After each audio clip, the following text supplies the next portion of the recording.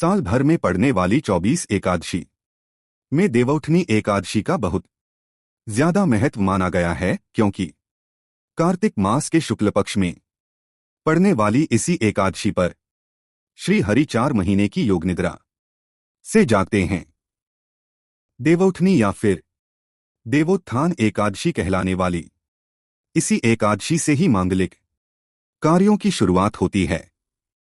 यही कारण है कि श्री हरि के भक्तों को इस एकादशी का पूरे साल इंतजार रहता है। सनातन परंपरा में देवउठनी एकादशी को सबसे बड़ी एकादशी मानते हुए महापर्व के रूप में मनाया जाता है।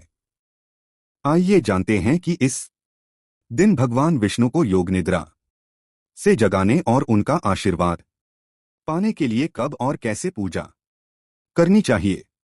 देवउठनी एकादशी की संपूर्ण पूजा विधि। देवउठनी एकादशी के दिन साधक को प्रातः काल सूर्योदय से पहले उठकर स्नान ध्यान करना चाहिए। तन और मन से पवित्र होने के बाद शुभ मुहूर्त में अपने पूजा स्थान या फिर घर के ईशान कोण में साफ सफाई करने के बाद जमीन पर श्री हरि के चरण चिन्ह या फिर वहां पर रंगोली बनाएं। इसके बाद एक चौकी पर पीला कपड़ा बिछाकर भगवान विष्णु का चित्र या फिर उनकी मूर्ति को स्थापित करें। अगर आपके पास शालिग्राम हैं तो उन्हें भी वहीं पर स्थापित करें। भगवान विष्णु को किस मंत्र से जगाएं? इसके बाद उसे शुद्ध जल से पवित्र करें और उन्हें चंदन, रोली आदि से तिलक लगाएं और उन्हें नए वस्त्र, जनेऊ आदि अर्पित करें। इसके बाद श्री हरि को फल फूल, मिष्ठान आदि भोग में अर्पित करें। इसके बाद श्री हरि को योग निद्रा से जगाने के लिए उत्तिष्ठ गोविंद त्यज निद्रा जगतपते त्वयि सुप्ते जगन्नाथ जगत सुप्तं भवेदिदम मंत्र को श्रद्धापूर्वक पढ़े और उनके आगे 11 दीप जलाकर एकादशी व्रत की कथा का पाठ करें। पूजा के बाद जरूर करें श्री हरि की आरती। देवउठनी एकादशी के दिन भगवान श्री विष्णु की महिमा का गान करने वाले श्री विष्णु सहस्त्र नाम का पाठ करना भी अत्यंत ही शुभ और पुण्यदायी माना जाता है। श्री हरि की पूजा के अंत में उनकी आरती करना बिल्कुल न भूलें। आरती के दौरान शंख और घंटी जरूरी बजाएं। देवउठनी के दिन श्री हरि के जागने पर महिलाओं द्वारा मंगलगान की भी परंपरा है। व्रत का महत्व। हिंदू धर्म में देवउठनी एकादशी का बहुत अधिक महत्व है। ऐसा माना जाता है कि आषाढ़ शुक्ल एकादशी को भगवान विष्णु योग निद्रा में चले जाते हैं और कार्तिक शुक्ल एकादशी को 4 माह बाद भगवान विष्णु जागते हैं। इन 4 महीनों को चातुर्मास कहा जाता है।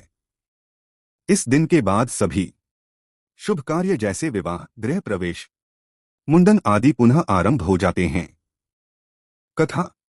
एक बार देवी लक्ष्मी ने भगवान विष्णु से निवेदन किया, हे प्रभु, आप सृष्टि के कल्याण में इतने व्यस्त रहते हैं कि विश्राम का समय ही नहीं मिलता।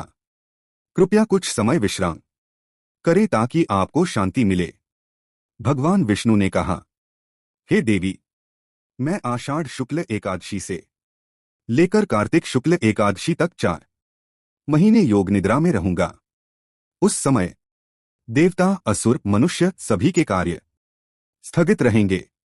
जब मैं कार्तिक शुक्ल एकादशी को जागूंगा तब पुनः सारे शुभ कार्य आरंभ होंगे।